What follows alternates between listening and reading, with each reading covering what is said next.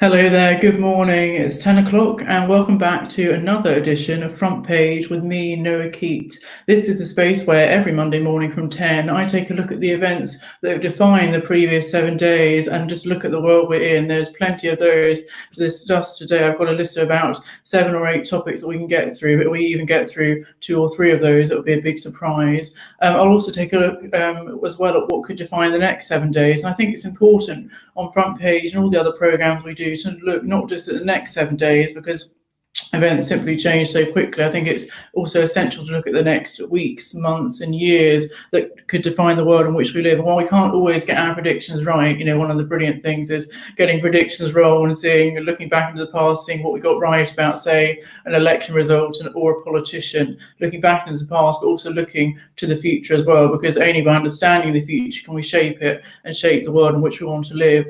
We'll focus very much on the present by looking through all of the national front pages. So we'll go from the Financial Times to the Daily Star, all the way from the Daily Express on the right to the Daily Mirror on the left. I'll have a look at what they're saying, what their key reporters are saying, because that is a really important part of running a newspaper. If newspapers are still going in the future, it is one of my aspirations to work for a paper, whether it's a regional paper or a national paper. And that front page is so important. One of the key phrases, hold the front page, because they really want to save it right till last, right till it has to go to press. So I'll look at what they feature, but also what they haven't featured, because I think that can often tell you so much about what a publication want to reveal, but also maybe what's hidden away on page 5 or page 6. And we'll also have some special cultural recommendations too that I'll tell you about a bit later.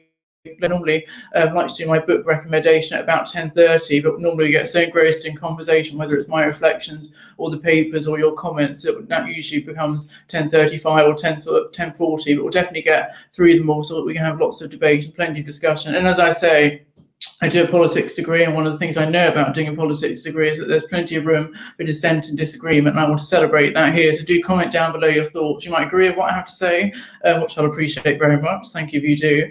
Or you might completely disagree with what I have to say. So whether you agree or disagree, I'd love to hear what you think about my ideas, what you think about the things that we're discussing, and what you want to contribute. Because even though it's me speaking, I'd love to hear what you want to say too. So as I say, lots of books and plenty to discuss. So I want to start today by talking about the power of protests, and it's now 2 weeks exactly since George Floyd was murdered by Minneapolis police in Minnesota on the 25th of May, and we're doing our bank holiday special, which seems like so long ago. And you've had protests taking place both in the USA and across the world ever since then. And while protests mainly take place in the UK at the weekend, so you had some protests in the weekend just gone and the weekend before that, in the USA it certainly seems to be taking place every day. I was listening to a podcast just before coming on air, and they were saying that most of the protests they start in sort of the late afternoon after people have been working, that is, if they haven't been fired from their jobs, then they carry on into the evening, and you see so many scenes. And I was talking really about the power of social media and covering these protests, because it is an ongoing event. Much as I love newspapers, even if I completely disagree with them on a political stance, I love newspapers for their in-depth, enriched coverage that hopefully takes a broad look at the day's events. Protests are things that happen hour by hour, minute by minute. What's happening in one half hour can be completely different by the following half hour. So it's changing rapidly, and that's where social media is so important. But despite the fact that these protests are happening within the modern day, the here and now, I want to take a brief reflection on the power of protests throughout centuries, because they have been a way, whether in free societies or societies that are depressed by dictatorships, they've been a way for people to express their dissent and express their opposition to the government that's ruling them. You only have to look in British history at sort of the Chartists and the Levellers, and they are groups that are trying to stand up for workers' rights, the idea that workers should be able to unionise together to ensure that they had safety at work. It was all about, they were asking for things that we think were the norm now, and certainly there's going to be lots of health and safety regulations in the workplace as we began to ease the COVID lockdown and more people return to work.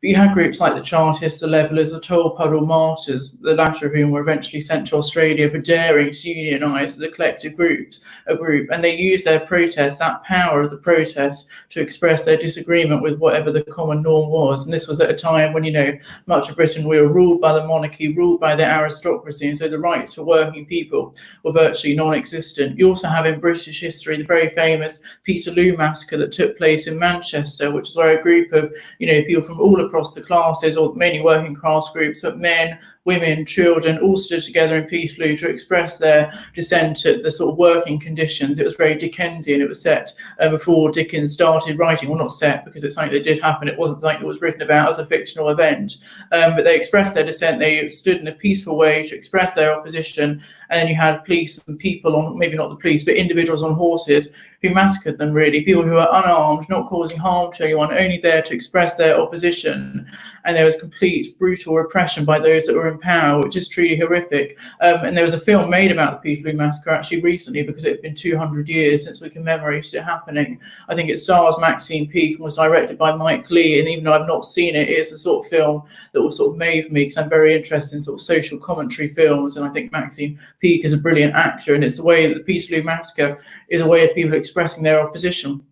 And you've had more and more marches and dissents, and sometimes a recognition that protests can't always be peaceful. They can turn violent. I was thinking about the Battle of Cable Street in the 1930s, where Oswald Mosley, leader of the fascists in Britain, tried to march through Cable Street in East London. He was sort of turned away by an alliance of Jewish individuals, communists, people from the Labour Party, all lining up and saying, no, you will not pass. And it's almost turned into a riot.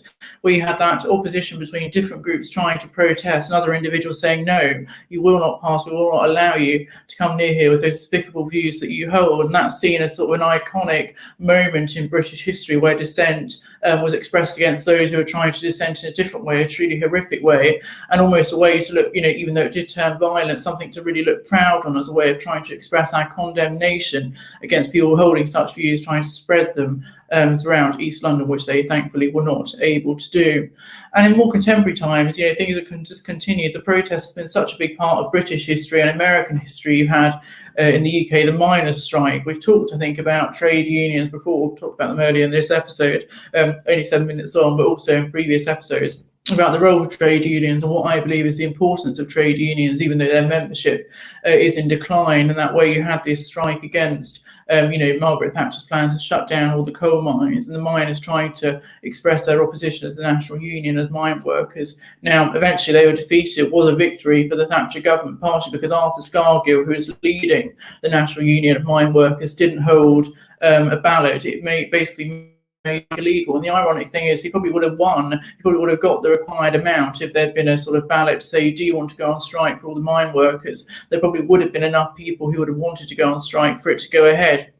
And almost by not holding that ballot, he lost his credibility, but the strike still went ahead for a year, and it's sort of achieved so much attention since. You have one of the largest peacetime protests against the Iraq War in 2003, against both the British and American government's plans to basically topple Saddam Hussein from office and, install, well, whatever is there now, which is sort of rather unclear and ambiguous. You don't really hear much coverage of the Middle East or Iraq, apart from sort of wars. It's very limited, the coverage that they can get out of there, not least during the coronavirus pandemic, where they're far more focused on domestic affairs. So time after time, political issue after political issue, whether in the age of radio, television, social media, or long before newspapers were around, individuals have realised the value of protest as a means for expressing dissent. And I like to believe in the power of protest in my sort of political beliefs. I do think that sort of going outside the traditional, Westminster system is a way for expressing your views. Certainly in an age of social media, can be a very effective way of garnering attention. I think that has been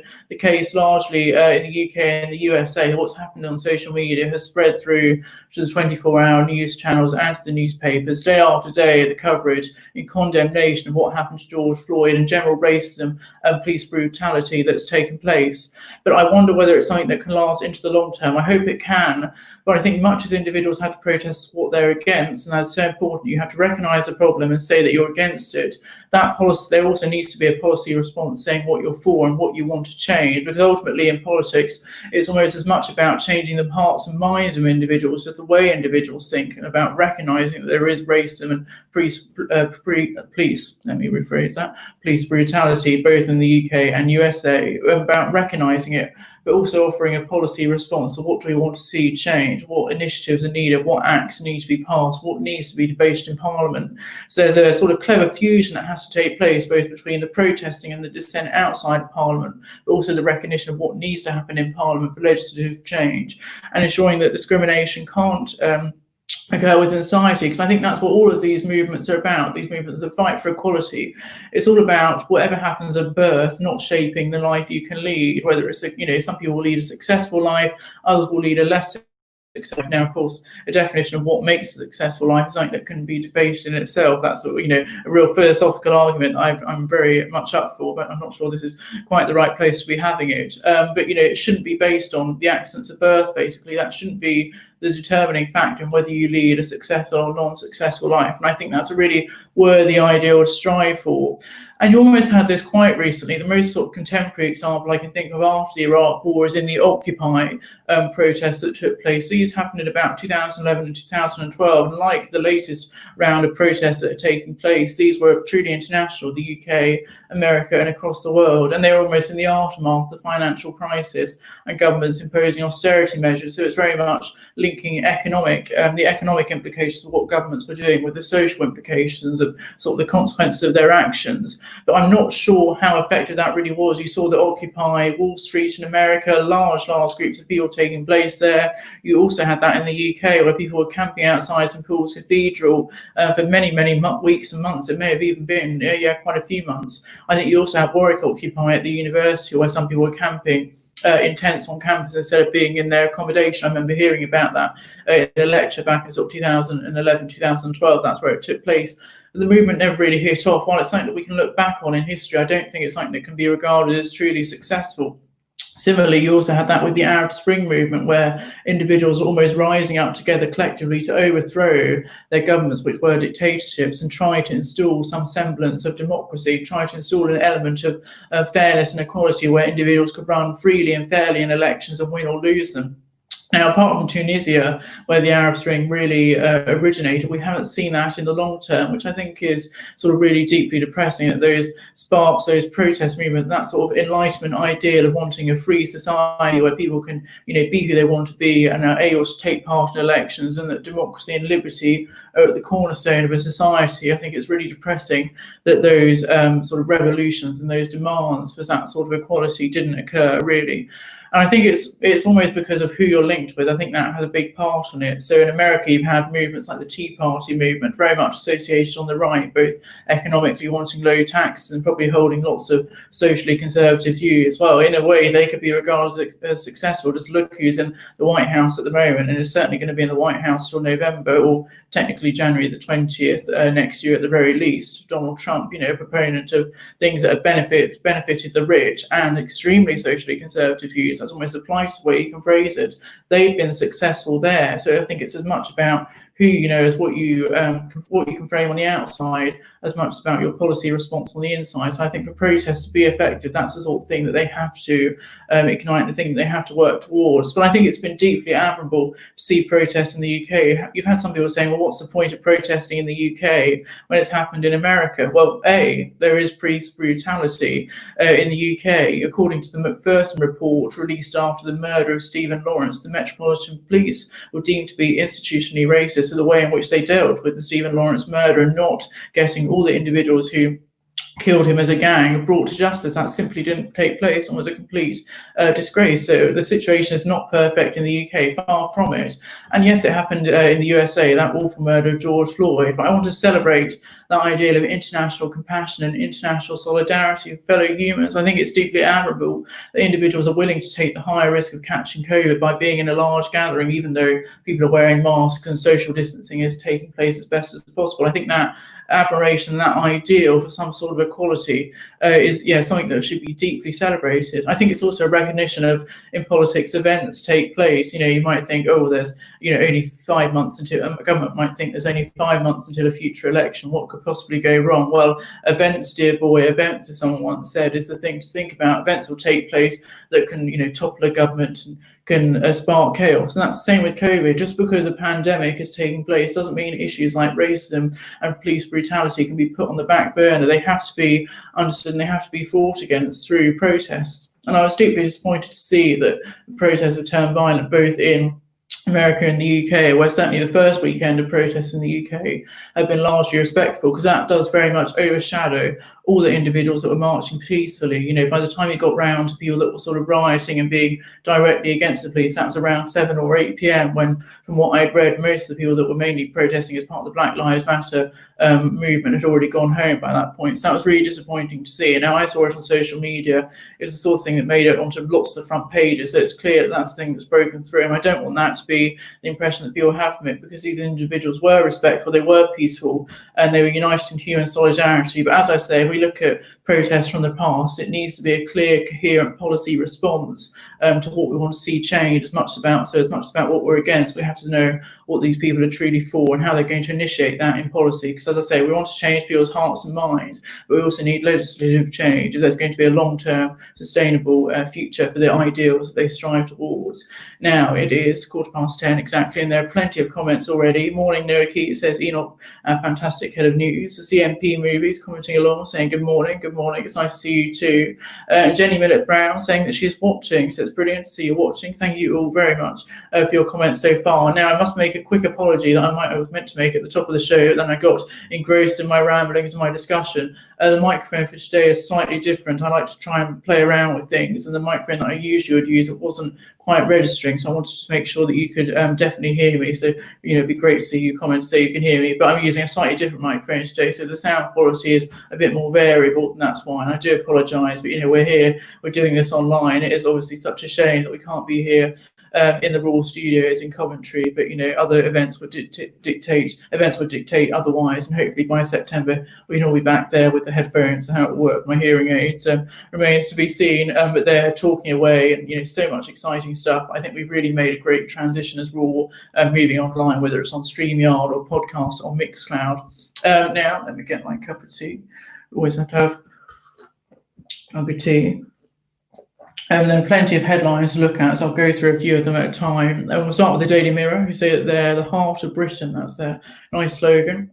And the Daily Mirror got a campaign, Shop for Britain. So according to them, 80% of Brits are vowing to back our high streets. And it's interesting because we were already talking about the death of the high street, if not on this show, long before in the media, the death of the high street, people moving online, whether it's to Amazon or other, you know, on-demand sort of delivery services, whether it's people watching television online with streaming services, and people getting all their goods and services that they desire online too.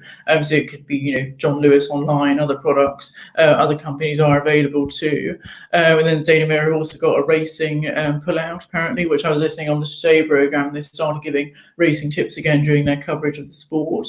And the Daily Mirror saying they've got a Black Lives Matter protest, and their key headline, the March for Change. Thousands take to streets across the UK in demonstrations. And according to their reporter, protesters hit the streets nationwide yesterday to demand an end to racism, and it was truly brilliant images to see. You know, people taking a stance across the country, and they have a symbol of the past, statue of the slave trader, Edward Colston, chucked in the Bristol Harbour, which I'll come to talk about a bit later on. That's clearly their image for today. Lots of people trying to wear masks, but clearly not, social distancing not taking place. And it is sort of tricky to do for any protest. But as I said earlier, issues like racism and police brutality cannot simply be cannot be ignored and put on the back burner because of a pandemic. There are sometimes issues that are so important that people have to march, because the power of protest and expressing solidarity is just so important. It has to be that kind of recognition. So the Daily Mirror always giving that their full attention. Then another one about lockdown love handles, whatever that is. The Daily Mail today, in sort of complete contrast, they have the same image, but they've also got an image of Churchill, a statue of him that's been sort of graffitied over with a word that I don't really understand.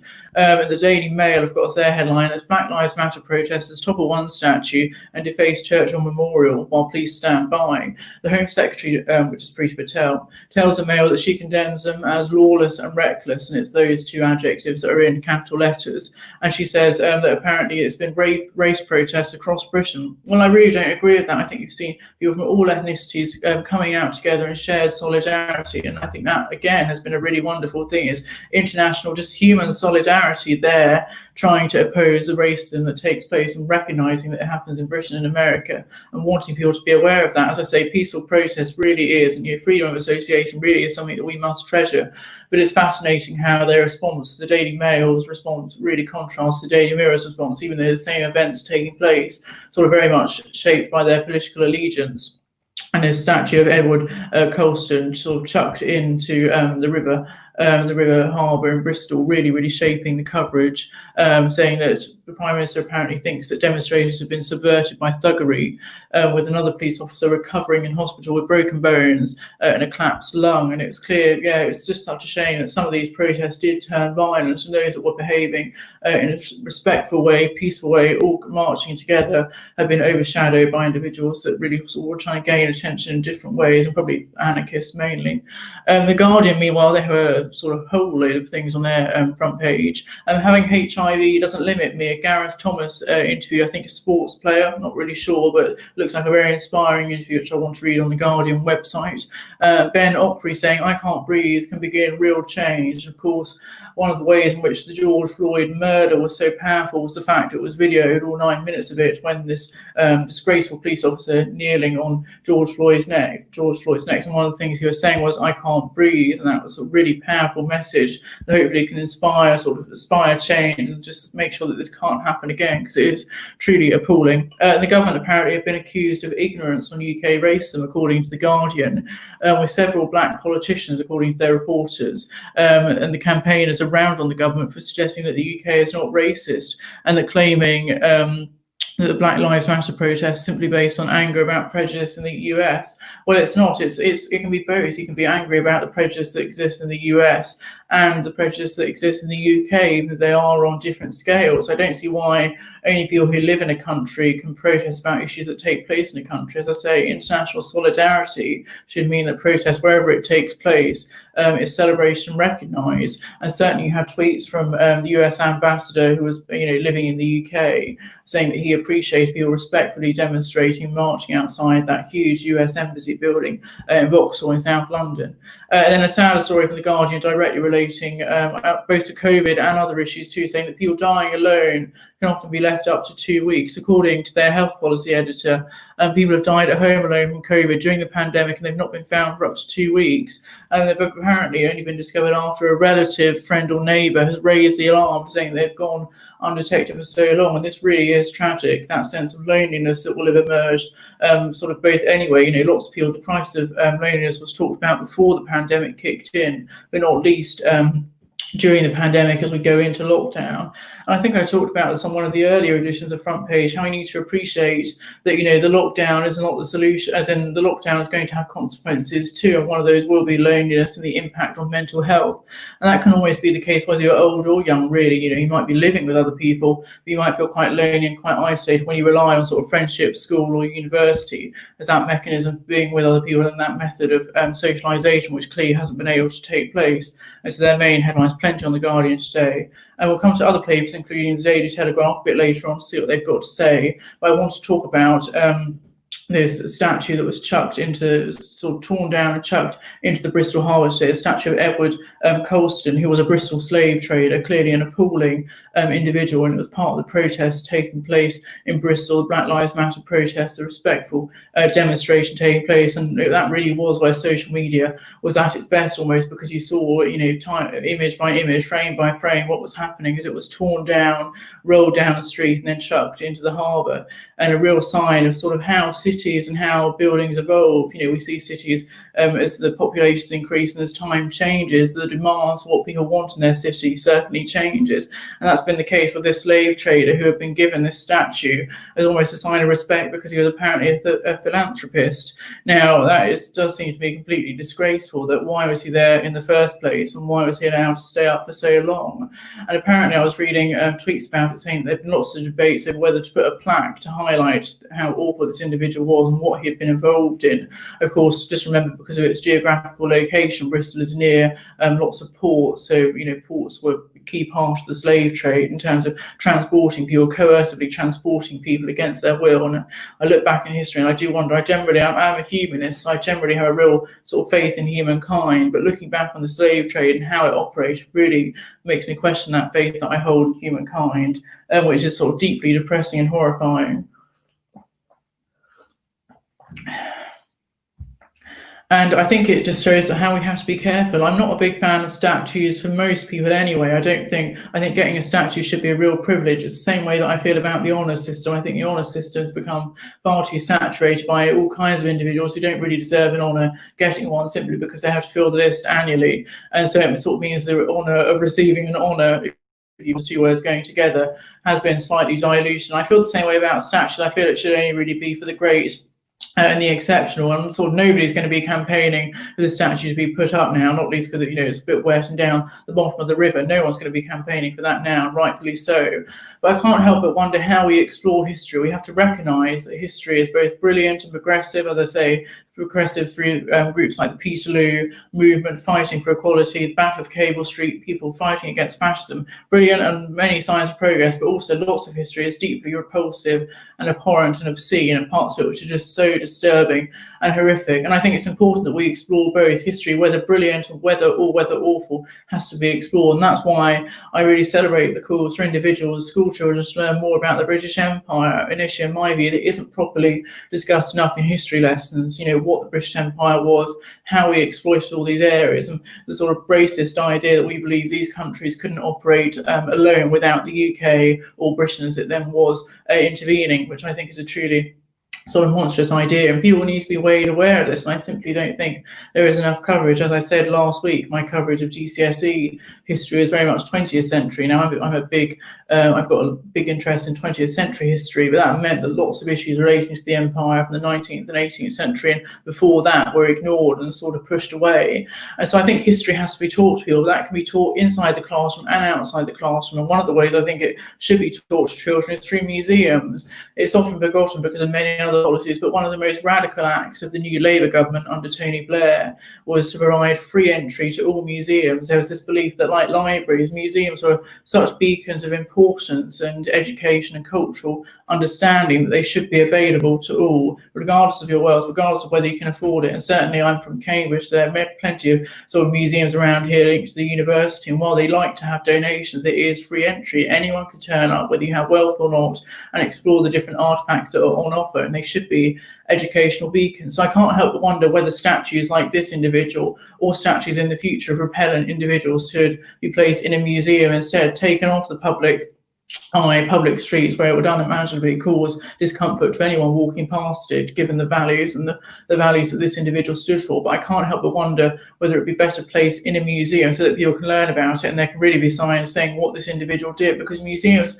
have to be places of honesty. They have to show an understanding of the history that was great and progressive, as I say, that really helped to inspire change for individuals and ensured that your background, as I say, the accidents of birth didn't determine the life that you led. And it should ensure that and look at the excellent aspects of history, but it also needs to look at the aspects of history that were truly awful. And one of those was slavery. It has to be talked about because it's a cliche, but I do subscribe to the belief only by learning about and understanding history can we ensure that we don't repeat history. I'd like to think that by learning about these atrocities that we decide that we're never going to let them happen again. It's by when history is almost forgotten and put to one side that it's easy for these ideas to return. And so for learning about slavery, I think we have to ensure that these statues are almost taken off the public side. I think it has to sort of be a public consultation too, and they're placed in museums. Of course, one of the issues with this specific statue of Edward Colston was that there wasn't a public consultation. This individual was just, kept out there for so long, and trying to find an agreement on what to put on the plaque meant that he was just left there,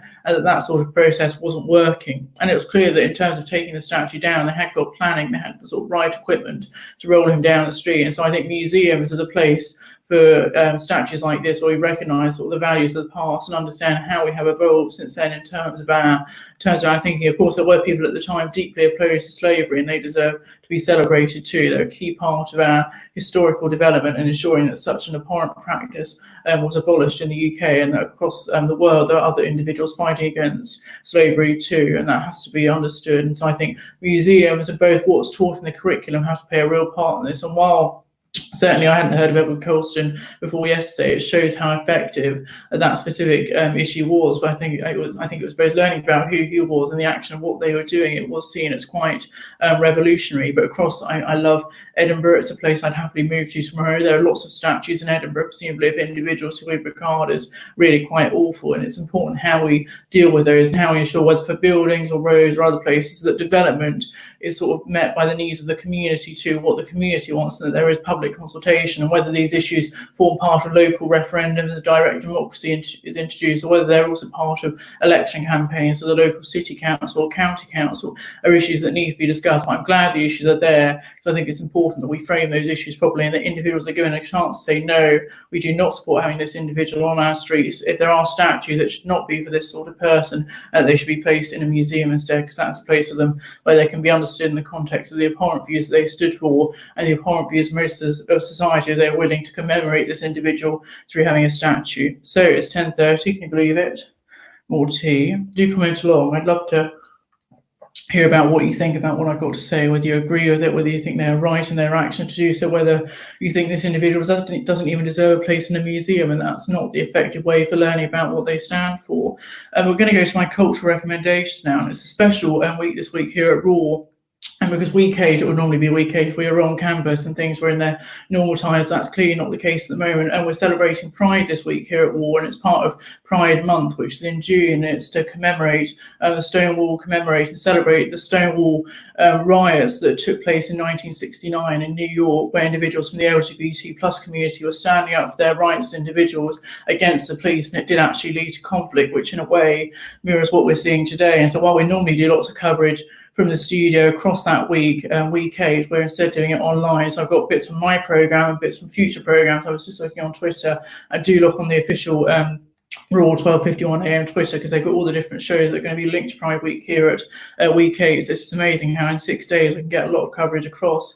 So as part of my celebration for that, my cultural recommendations this week are going to be by LGBT plus creators. See what they've written, see what they've typed. I spent too long looking at their tweets on Twitter or podcasts that I like to listen to that they create. So I think it's a great sort of real celebration. It's an understanding really of how far we've come, how far there is to go, and certainly in societies where individuals are persecuted and prosecuted for being who they are, it's important that those issues are addressed. I think that's truly abhorrent, just like the racism here, and it's important that we look at those issues, celebrate how far we've come, but also recognise the work that still needs to be done. So my book of the week, which I normally try and do at 10:30, I'm amazed I'm doing this on time. Normally, I think last week it was about 10:35 or 10:40, so we've made it on time, which would be great.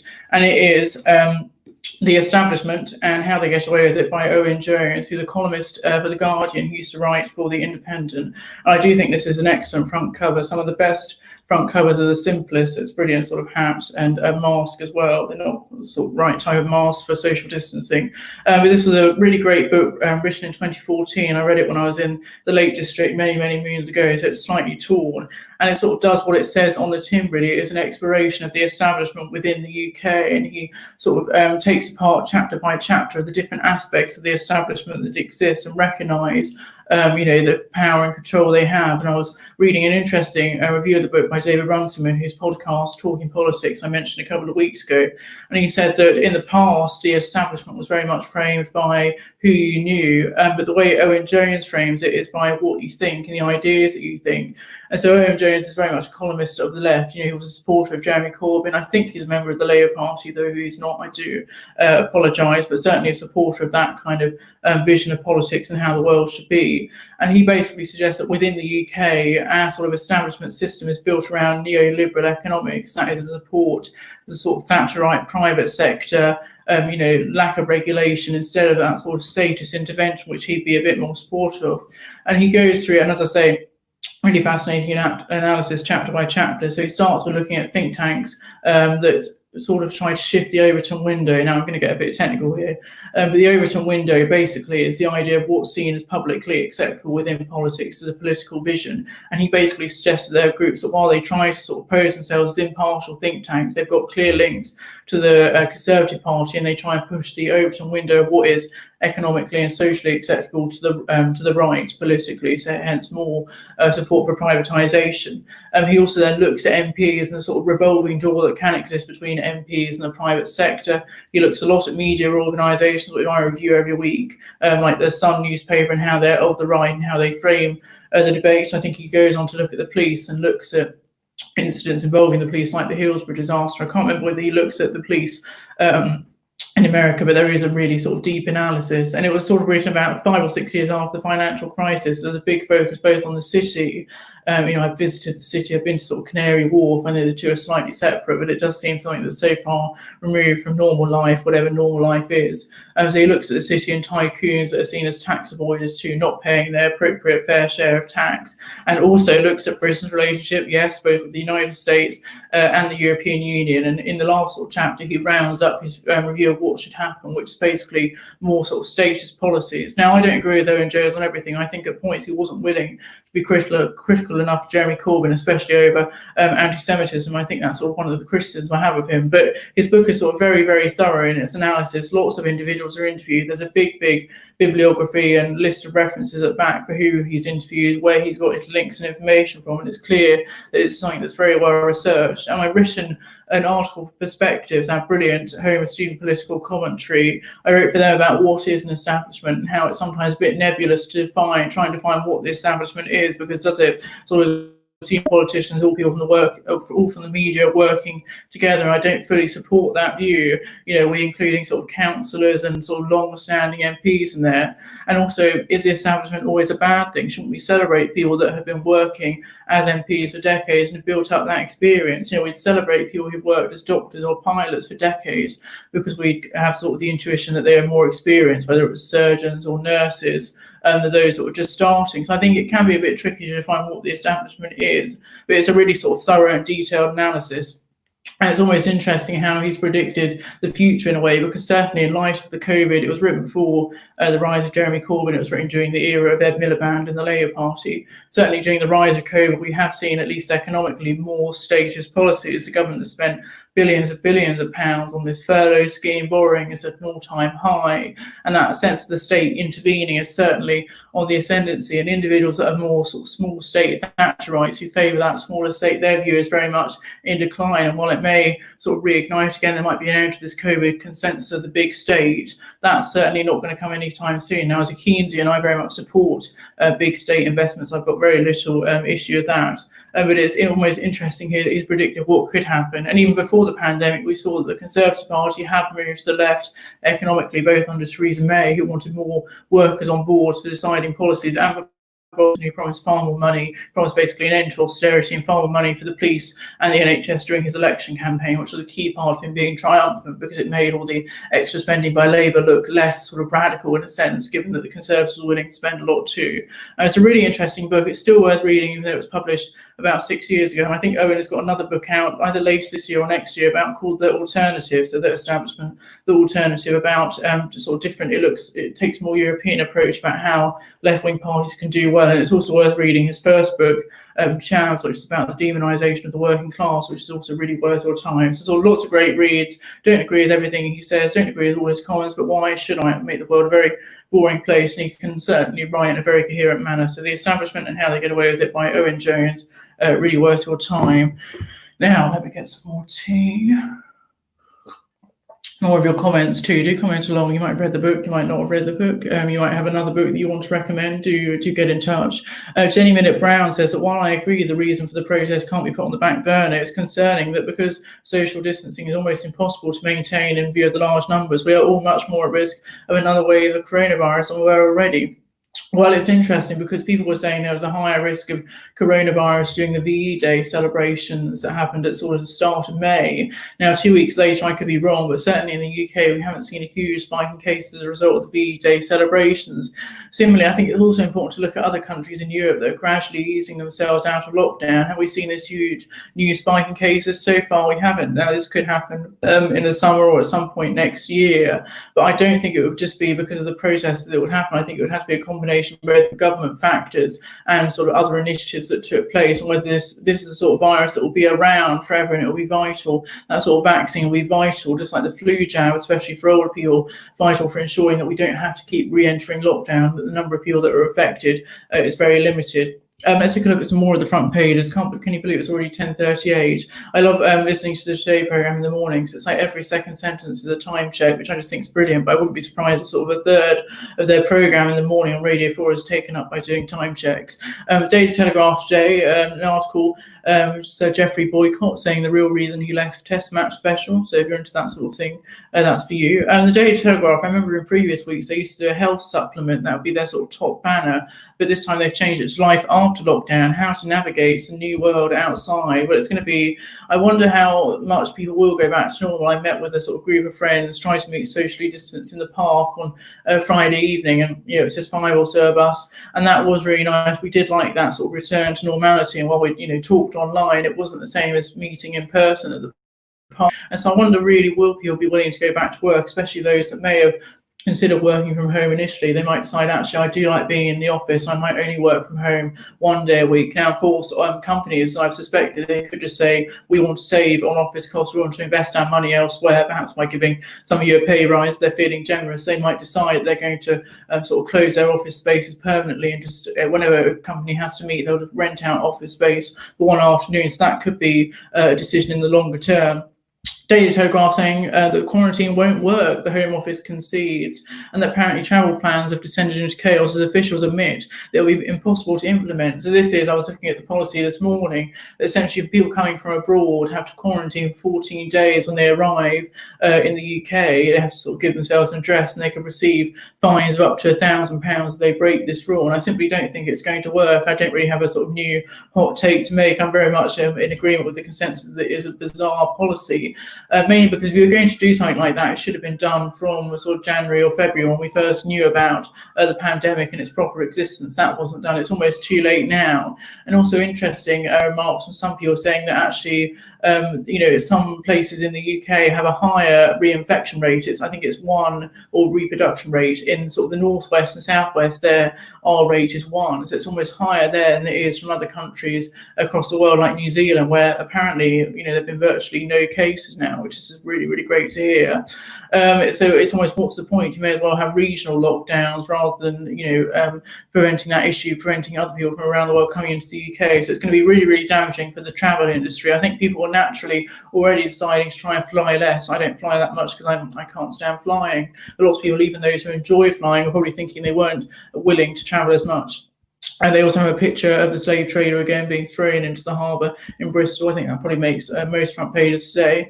Apparently the Prime Minister, he plans to jumpstart the economy, according to the Telegraph, with a £6,000 incentive for a switch to electric cars. We heard all the time about, under the new Labour years, diesel cars being the way forward, and then that was suddenly proven not to be the case. The government advice was proven to be incorrect, and now it's all about the switch to electric cars, which I obviously understand that they should have environmental benefits, but as a deaf person, I am slightly worried about whether we are able to hear them or not. The engines may be slightly quieter. Now that could be seen as sort of efficiency, with energy not being wasted as sound. There's still something that could be slightly concerning. We want to make sure individuals are paying attention and aren't run over. And also, it's extra money, which, where is it coming from? Much as I'm all for state investment, it is money that's going to be paid.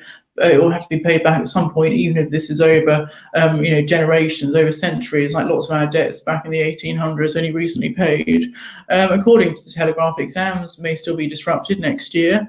And also there have been calls for Treasury to take on business debts. Clearly business is really suffering. While they've been able to get some money for the government, many, assuming that they survive, will only be a sort of fraction of the size they were in 2019, which I believe, really is depressing and really is so saddening.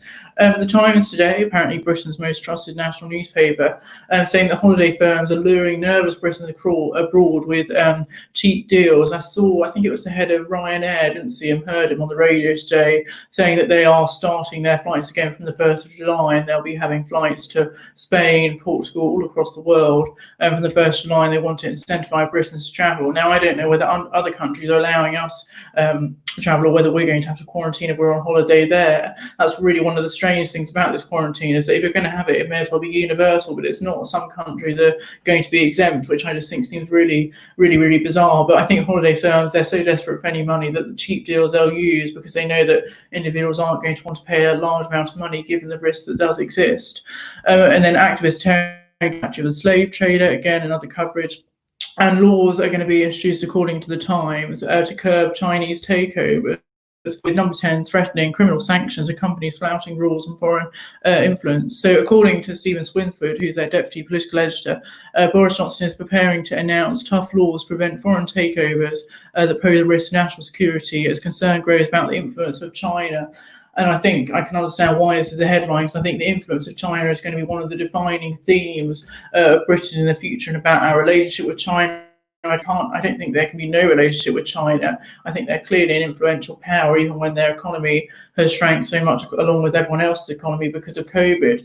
But I think it really is going to change. I wrote a blog about this, especially linked to Hong Kong. While I was initially very relaxed about Huawei and the 5G network within the UK's infrastructure, I now recognise I was wrong, and I don't support that. I think that decision should be reversed because of their response to COVID-19, the way that they've treated Hong Kong citizens, and also their general brutality as a regime. Now, while all states have to deal with brutal regimes to try and initiate some form of change, I don't think that means we should be having such a close relationship with China and allowing them such influence over our infrastructure. So I recognise that I was wrong on supporting Huawei, and I hope that decision made by the government initially is reversed. And I think there'll be plenty of pressure both from Conservatives and probably opposition politicians too, to ensure that Huawei's influence is probably reduced to zero. The iPaper today, plenty of stories from them saying that stay-at-home warning for northern cities, that's their headline. And the mayors of these northern cities are urging millions of people to stay under lockdown despite government messages to ease restrictions because of the high virus reproduction rates. I think when people say reinfection rates, like me, we mean reproduction rates. And as I was saying, northwest and southwest, the key places where that R rate is increased to 1 or even above 1 potentially in the future. So I can understand why they don't want to take that risk. An article also from Ian Birrell saying, let's talk about the empire. Very, very important. We have to talk about these things, whether in the classroom or in museums, to understand our past, understand the brilliant parts and also the awful parts. And that's why statues have to play a part in that, because it's about recognising that, you know, society held these views, or those, the aristocracy and the elites in power held these wicked views, that such individuals were sort of so respected and so deservedly respected that they were deserving of a statue, which of course today we would argue the very opposite was the case. And it's important we understand our past, because only by understanding the past can we shape the future. Daily Express today too, an exclusive apparently. They've got Life After Lockdown, a first look inside M&S, and I'm a fan of Marks & Spencer for their food, not so much for their clothing. And Boris Battle, apparently his plan is to save 3 million jobs. So there are going to be steps to get Britain moving as the death toll from COVID falls below 100. There was some positive news yesterday that there were no new reported deaths from COVID in either Scotland or Northern Ireland. Now you have to take into account, you have to have weekend caveats, because there's normally a lag at the weekend. You have fewer people at work, so fewer new cases or new deaths are reported. But I think even with that lag, that should be seen as sort of really positive news. And then a royal story. And according to Martin Brown, the senior political correspondent from the Daily Express, Boris Johnson will today fire the starting gun to get the economy up and running again before 3.5 million jobs are lost forever, something really sort of worry about and be deeply concerned. And then also a story about Madeleine McCann, suspects, British ex-girlfriend quizzed by the police. And that was one of the big stories of the week, certainly in terms of tabloid journalism. Oh, just another quick comment from Jenny Millett-Brown. Regarding the demolition of the statue, apparently people have requested for it to be removed in the past, no avail. Perhaps their request should have been open to discussion with the people to fully understand the reasons why people found it offensive. This may have happened, but the lack of solution ate away, so they solved the problem themselves. Well, quite, yeah. I mean, the fact they had all these tools showed in a way it wasn't an impulsive part of their demonstration. It had clearly been part of their history, a desire for the statue to be removed, and in my view, put in a museum long before the killing of George Floyd. It was clearly something that was part of the debate, and it clearly, that there was a discussion over trying to get a plaque that would, show what a truly awful person this individual was, and that didn't happen. So it's something that's really, really regretful that they weren't able to reach that form of consensus over years and years. So a quick mention on the Madeleine McCann case. I heard that there was going to be a story, I think it was Wednesday evening, correct me if I got the evening wrong, a story that was going to break at 7:15. So it's clear that this was a story that had been embargoed, so it wasn't going to be an exclusive by one newspaper. An embargo basically means where a sort of press release is issued to all news organisations and they can't release it until a certain time. And I heard it was about Madeleine McCann, this alleged suspect, I want to say very little about, because we just simply don't know. The Met Police have said at the moment their job is to prove or disprove the role of this individual, so that's all I'll say. And as soon as I saw it was linked to Madeleine McCann, I thought this will be on almost every front page on the Thursday morning, and I think I read an article saying it featured on 7 front pages, so I wasn't surprised. I think just a bit about Madeleine McCann. Our main sort of emotion towards this story should be deep sadness that, a young girl went missing in May 2007 when I was only 5 years old. I think I was in either reception or year 1, so it's long, long, long ago. She went missing. It was Tony Blair was still Prime Minister, and has never been seen since. I think that really is truly awful for Madeleine.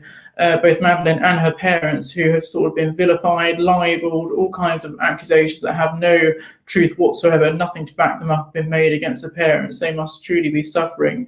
And it really, really is horrific. The case initially, I think it was really affected by the fact of the lack of communication between the Portuguese and the police, where she went missing in Portugal in the Algarve region. So when the Portuguese police archived it in July 2008, it was a real sort of battle for the McCanns to try and get the case reopened or opened in the UK. And so you saw, just as I think Kate McCann was serialising her book, she did a serialisation with a sort of tabloid newspaper where she made an open plea for David Cameron to reopen the case.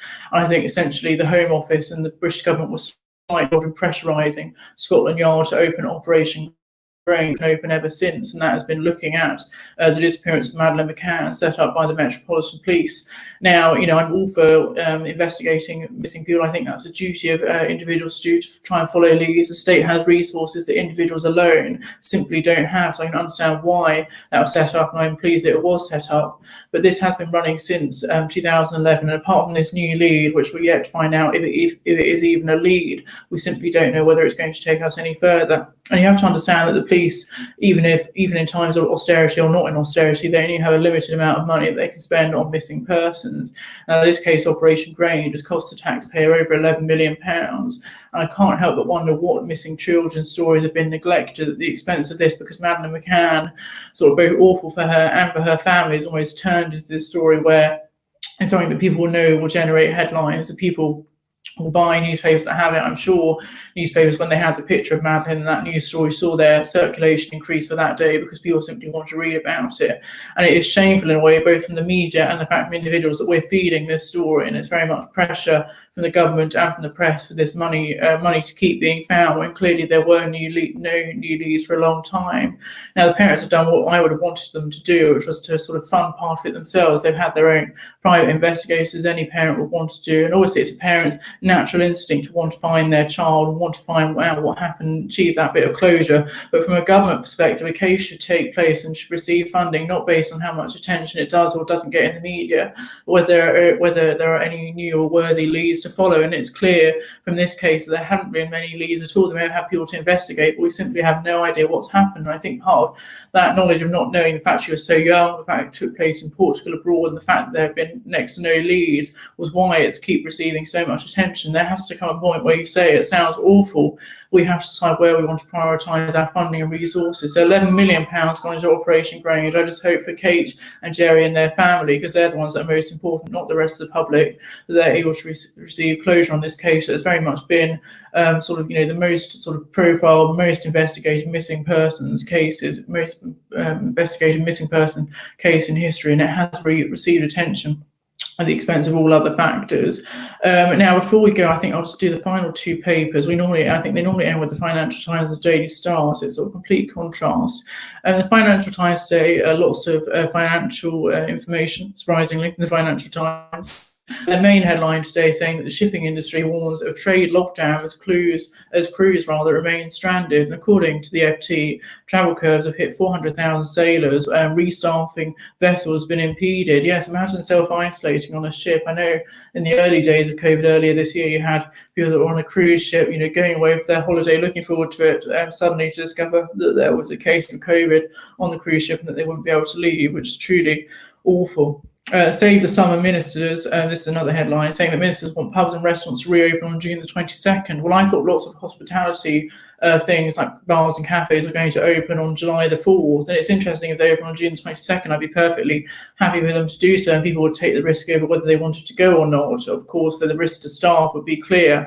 And they could try and do social distancing within the pub and the restaurant. But even if they have to, and I understand why they have, we're not out of the woods yet with regard to COVID, it would that bit of that life and that atmosphere from a pub or from a restaurant, even going to the Dirty Duck. Part of it is the hustle and the bustle, or going to Curiosity on campus. It's that buzz of people being together, although, you may like the peace and quiet. But part of it is not just about the food or drink that you're consuming, but and not just the people that you're with, but the other people around there too. And so we're sort of seeing socially distanced or people having to be outside. It's going to certainly change the dynamic of a restaurant that we're going to go to. But of course, one of the downsides is we won't know what the unpopular pubs and restaurants aren't worth visiting are, because all of them will look unpopular with hardly anyone going in. And finally, I think the Daily Star today saying there's going to be one hail of a drought, lots of hail over the weekend.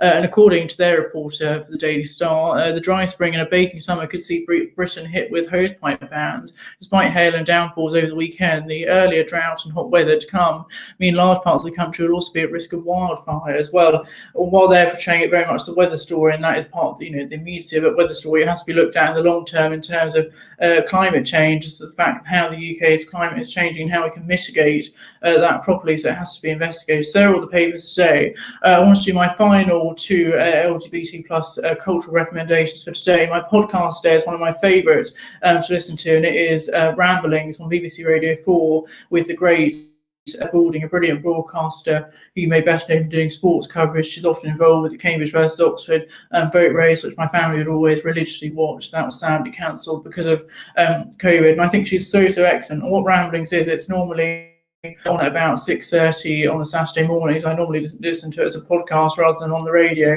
and it's an exploration of the English, the British countryside. So she goes walking with different groups in the countryside, whether it's in Wales, Norfolk, Scotland, or Northern Ireland, all around the country every single week with different groups, and they just go walking and exploring. They go on a ramble in both senses of the word. They have a verbal ramble where they're talking together, and also a literal ramble as they're walking and exploring. And it's very much tailored to both types of audiences. It might be someone listening in who's a very intensive walker and a hiker, goes hiking every week. So they normally start off each episode by saying, if you're following us on the OS map, this is the number map we're doing this route. Or it can be people like me who aren't, I like walking, but sort of in cities. I'm not very experienced, but sort of mountain or countryside walker. So it can appeal to both audiences. And the reason I like it so much is because it does what Claire Balding does best. It appeals both to the natural landscape, so she'll describe the beauty they're seeing, it'll be the history of an area. They might come across a church or a different, different building that provides some history and heritage. It'll be Claire explaining as much as it is the people that she's meeting. But the thing I love about it most are the people that she meets. So it will be different groups that may come together, walking, maybe their solace as a group, that sense of community. They may use walking in the natural world as a way to combat their mental health issues and their depression, and trying to deal with those effectively. So it is the personal stories that Claire is brilliant at uncovering, which I think makes it a really, really great listen. And it's almost like I don't mind where they're walking. I could never have heard of the place. It might be somewhere that I could never possibly climb just because of my physique. That doesn't matter. What's brilliant about it are the people and just her description for doing it. And it's great because it's normally 23 minutes. They'll be walking for hours and hours, and the producer must be excellent at sort of editing down hours worth of content into 23 minutes. So it's almost the best of their conversations and make it into the final program. Now, at the moment, that's clearly been cancelled, but what she's done is because the program's been going for 2 decades, so well over 20 years, and they've almost done the best of ramblings in episodes where the different groups she's met, different families and friends, and so she'll Claire in the present will sort of anecdotally reflect on what her experience was like with those individuals, which is really powerful and always really lovely to listen to. So it is something really to give your time to, even if you're in the sort of city that you want to live in the city, or your life, I want to live in the city for most of my life, that doesn't matter. You can really enjoy it and appreciate the discussions and these new people that you're only here for those 23 minutes, but it's something that really, really is lovely on a podcast, unless you like being up at 6:30 in the morning on a Saturday, in which case you can hear it as it's broadcast on Radio 4. My final tweeter for today, in our last 2.5 minutes, as it comes up to 10:58, 10:57 at the moment. I don't have one of those clocks where you can see the sort of seconds tick by, but I know on professional radio, well, we are a professional radio station, but on national radio stations, that's where you would see the proper clocks that was ticking by. It is 10:58 now. So my tweeter of the week is Emma Kennedy, who I didn't really know before until I sort of found her through Twitter, and it was mainly through what she tweeted about the Brexit coverage. So she was a Remainer, might still be a Remainer. I think she wanted to try and stand with the Liberal Democrats the 2019 election, and she tweets very, very regularly, and her tweets are often very consistent and very coherent too. I know for my tweets, I try not to use too many abbreviations, but my sentences will certainly miss out certain words. I am more informal on Twitter, and what I like about her tweets is that she's very sort of formal, very willing to sort of have arguments and have debates and disagreements, because it shouldn't just be a place, Twitter, where agreement is there all the time, because that would be boring, and that wouldn't reflect the nuances of humankind and the human condition, where we're all about agreement. We have different views on how the world should operate. So she's very willing to be that sort of be critical, hold politicians to account, and say when one of them is acting in a certain way that should be regarded as a disgrace. And I really like reading her tweets. I always think I'll have a look. She does lots of sort of Lego building too. She's really into Lego, even though I'm not. It's really admirable to see. And she's also written a couple of books too about her childhood and growing up. I think I've got one next door called The Tent, the Bucket and Me, which I want to certainly give my time to, which was adapted into a television program. So it's sort of actress. I think she won either Celebrity Mastermind or Celebrity Master Chef, it may have been. That'll be in her Twitter bio, which you can have a read of. But really, really great tweets, a really great individual. One of my sort of personal highlights of her tweets was on Christmas Eve, when she went with her partner to Tesco's at sort of 6:30 in the morning on Christmas Eve, desperate to do their final bits of shopping before Christmas Day. And while Emma was sort of mainly tweeting away, it was her sort of partner doing all the shopping and buying all the food, and which was really, really funny to read. So that was a real highlight just before the Christmas season, the festive season, which now seems so long ago. But that's just about it for today. Can you believe the hours passed? It's almost 11. Well, it is 11 o'clock now. It's been lovely doing this sort of Pride-themed bit for my cultural recommendations. As I said earlier, make sure you look at our Mixcloud account, not least for the ordinary shows that are released every week, but the Pride-themed show as well as part of Week 8 here at Raw. Hope we've enjoyed this discussion and had plenty of in-depth time to look at the issues facing the world. I'll be back with you next Monday morning from 10 o'clock for more discussion. Who knows what the next 7 days could possibly hold. But whatever they hold, we'll look at it in depth and try and take it apart and see what works and what doesn't. But thank you for your comments. Thank you for your feedback, your likes, and to spend with me Monday morning. It's really, really appreciated. But for now, though, stay well, stay safe. Hope you and your family are well. And remember that Front Page, in or out of lockdown, it's the place to be. Take care now.